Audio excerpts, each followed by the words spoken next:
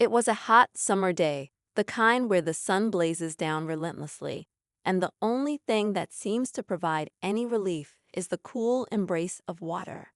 For most people, the pool is a sanctuary, a place to unwind, escape the heat, and relax with friends or family. But for one man, that peaceful afternoon would soon turn into a nightmare. Chris had been looking forward to this moment for days. After a long week of work, he finally had some free time to himself. He grabbed his towel, a cold drink, and his favorite book, ready to spend the afternoon lounging by the pool. As he walked through the gates of his private community pool, he couldn't help but feel a sense of pride. This was a place he'd visited countless times before, where he felt safe and comfortable. The water shimmered under the sun, inviting him to dive in and leave his worries behind. But little did he know, this was about to be one of the most uncomfortable and nerve-wracking experiences of his life. As Chris approached the edge of the pool, he noticed a woman sitting by the poolside, her arms crossed, eyes fixed on him. At first, he didn't think much of it. Maybe she was just another resident of the community, enjoying the same beautiful day. But as he made his way to the nearest lounge chair, he sensed something in the air, an unease that seemed to hang between them. The woman, middle-aged with a sharp, pointed expression, stood up abruptly. Her voice was loud and demanding, cutting through the sound of the pool water splashing and the distant chatter of children playing. "You need to leave," she said, her tone sharp and unwelcoming. Chris, confused, stopped in his tracks. "What? Excuse me?"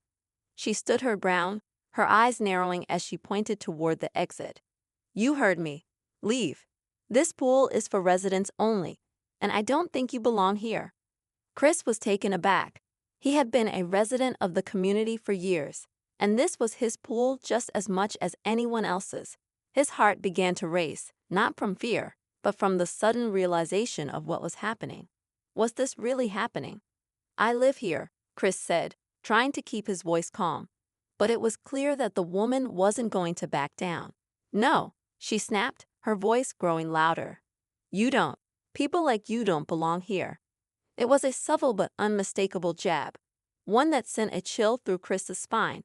He had heard the phrase, "people like you," more times than he cared to remember. But it hit differently now. It wasn't just a casual comment. It was a deliberate attack, meant to make him feel small, unwelcome, and out of place in a space he had every right to enjoy. Chris tried to remain composed, but his thoughts were racing. Why now? Why here? What was it about him that made her think she had the right to tell him to leave? The other people in the pool, oblivious to the tension unfolding, continued to laugh and swim. But Chris couldn't shake the feeling that the atmosphere had shifted. "Listen," he said, his voice rising slightly, "I live here. I've been coming to this pool for years. I'm not going anywhere." The woman's face twisted into a sneer. "You may live here, but that doesn't mean you have the right to swim in my pool." Chris took a deep breath. This wasn't just about the pool anymore. This was about something much deeper, something far more personal than he could have imagined. He could feel a wave of anger rising within him, but he pushed it down, trying to remain calm. The last thing he wanted was to escalate the situation, but it was becoming increasingly difficult to stay composed. "Ma'am, I'm not going to leave," Chris said firmly. The woman's eyes flickered with something dark. She opened her mouth to speak again, but before she could get another word out, a voice from the other side of the pool interrupted. "Is there a problem here?" Chris turned to see another person approaching, a man who seemed to be a lifeguard. He had a calm, collected demeanor, but there was something in his eyes that made Chris feel like he was being judged. The woman immediately seized the opportunity. "Yes, there's a problem. This man is trespassing in my pool. He doesn't belong here." Chris felt a wave of disbelief wash over him. How had things gotten so out of hand so quickly? The lifeguard looked between the two, his gaze lingering on Chris for a moment longer than necessary. Chris could feel the weight of the lifeguard's scrutiny, as if he were trying to determine who was in the right. "Sir," the lifeguard began slowly, "can you show me your ID? Your membership card?" Chris's heart skipped a beat. He had never been asked for his membership card before. He had always just walked in, like anyone else in the community. But now, for some reason, he felt the weight of the question pressing down on him. "Sure," he said, reaching into his bag. As he fumbled to find his card, the woman's eyes never left him, her gaze filled with a smug sense of triumph. She had already made up her mind about who was in the wrong, and it seemed nothing Chris could say would change that. As Chris handed over his membership card, the lifeguard examined it carefully. His face remained neutral, but Chris could tell he was weighing his options. In a matter of seconds, everything was about to change. But just as Chris thought the tension would break, the woman spoke again, her voice dripping with disdain. "See," she said, her eyes flashing with triumph. "He's not even one of us." Chris's grip tightened around his card, and for a moment, he thought about leaving. He thought about walking away, about avoiding the confrontation, and about letting it go, but something inside him wouldn't let him. He wasn't going to let this go, not this time. The lifeguard looked up from the card and met Chris's eyes. For a split second, there was a flicker of something like understanding, maybe even guilt. But then, just as quickly, it was gone. "Everything seems to be in order," the lifeguard said, handing Chris back the card. "You're good to stay." But the woman wasn't finished. Her face turned red, her hands trembling with anger. She opened her mouth to protest. But before she could say another word, Chris stood up, his voice firm and unwavering. "I'm not going anywhere," he said. "This is my pool too."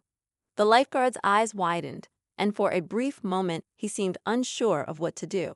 But then, with a final glance at the woman, he turned and walked away, leaving Chris and the woman standing there, locked in a silent battle of wills. What happened next would change everything. Chris could feel his heart pounding in his chest as the lifeguard disappeared back into the crowd. The tension between him and the woman still hung thick in the air, like an unspoken challenge. Her eyes, full of bitterness and disdain, never wavered from his face. She had made it clear that she wasn't done with him. She wasn't going to let it go that easily. Chris tried to focus on his breathing, to calm the rising anger that was threatening to bubble over. He had been through far worse in his life, but something about this situation felt different. It wasn't just about him.